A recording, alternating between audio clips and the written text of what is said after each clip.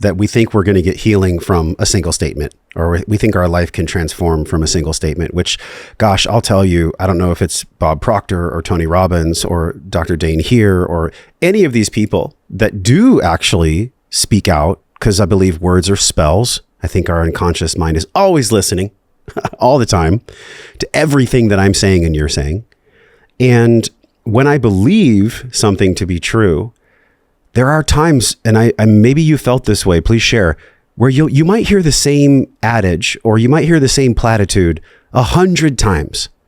And on the 101st time, depending on your spiritual journey, your level of consciousness, when you hear that phrase, that sentence, for the 101st time, something just clicks.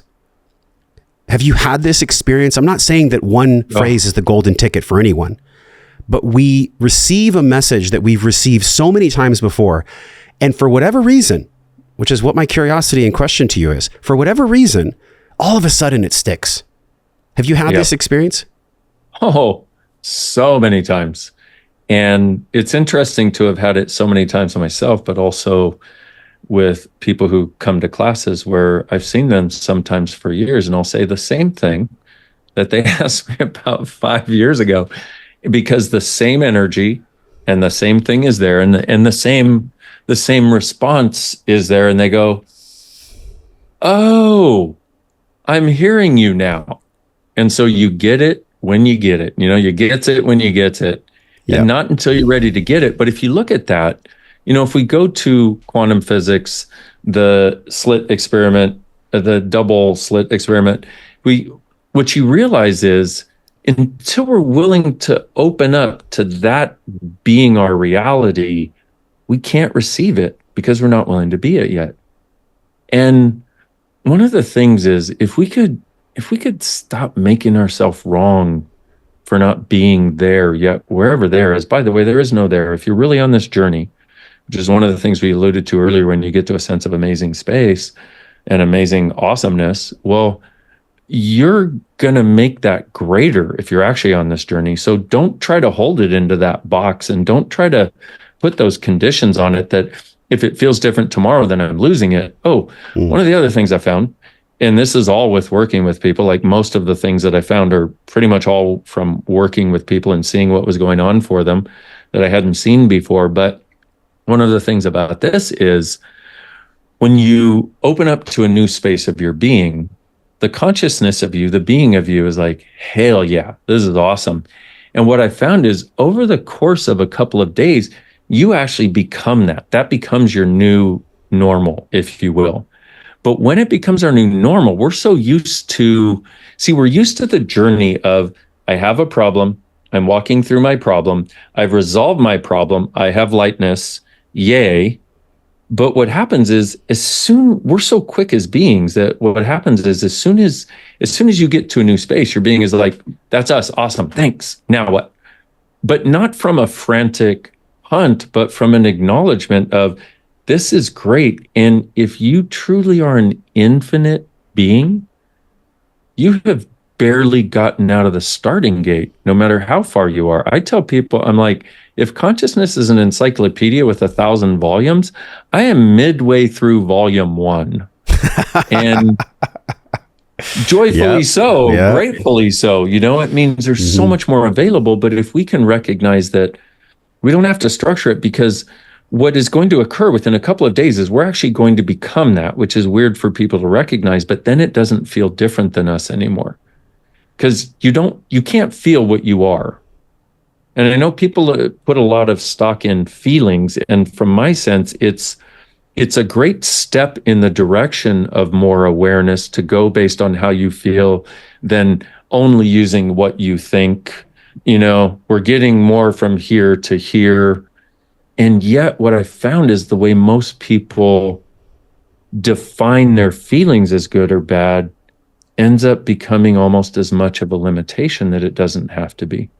Which is why I try to reference it to, is it contracted or is it light? Because contracted is not your being. You're doing mental, you're doing significance of feelings or sticking something, and light is your being.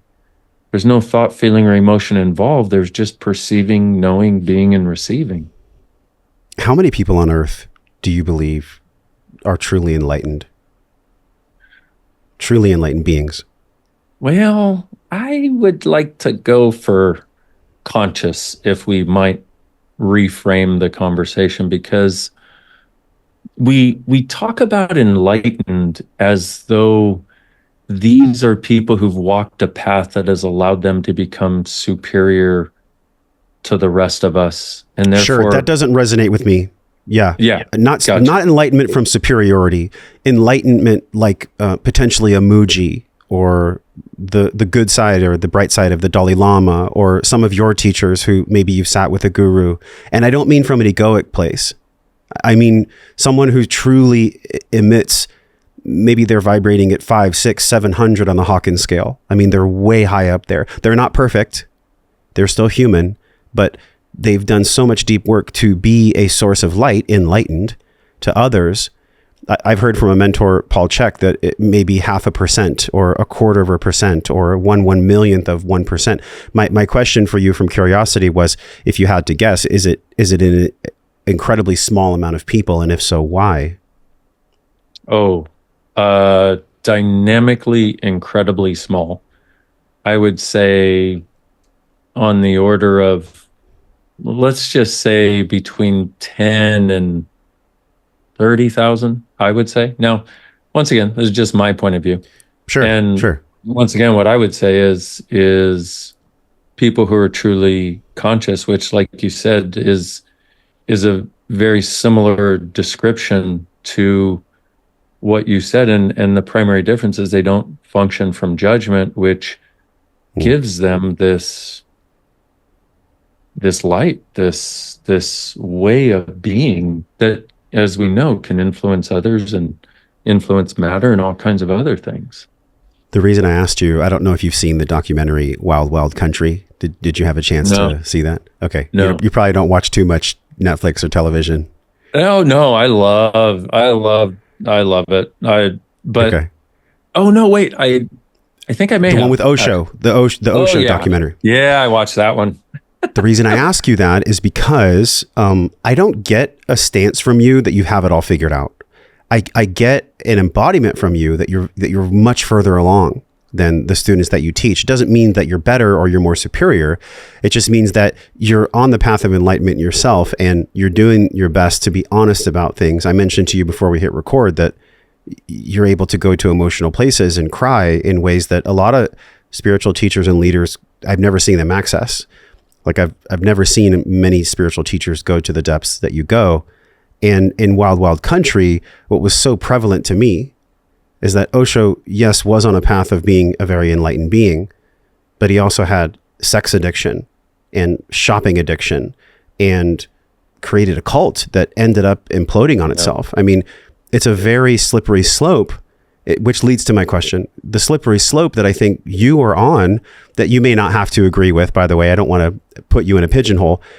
A slippery slope that any teacher at your level could be on would be external validation, and having your audience or your students praise you in a way that, if you're not careful, your limbic system would become so saturated with praise that it may get to your head in a way. Have you considered this on your journey of being a teacher?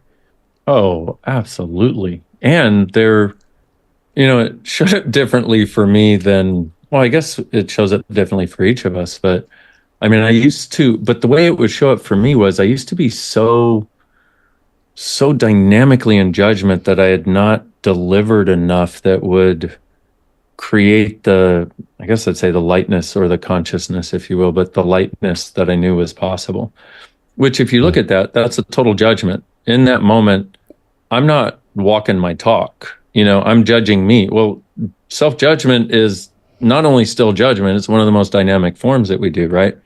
And so that's been a thing for so many years. And what has morphed, I'd say probably in just the last few years, where I've been okay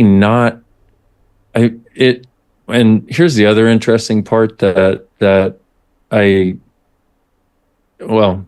I want to say for actually a lot of people out there, there are a lot of things that we will do from our caring that I don't even know how to say it. It's like it's not what I now know caring to be, because caring is actually when you're in allowance of someone's choice, even if that choice is to suffer, to diminish themselves, to not choose everything they can, to go out with that abusive person again. We can be there for them, but we've got to get over the idea that it's my choice what they choose. And we got to get over the idea that it's up to me what they choose. And whoa, if you enjoyed that one you just saw, you will love this one on the screen. Click it and enjoy.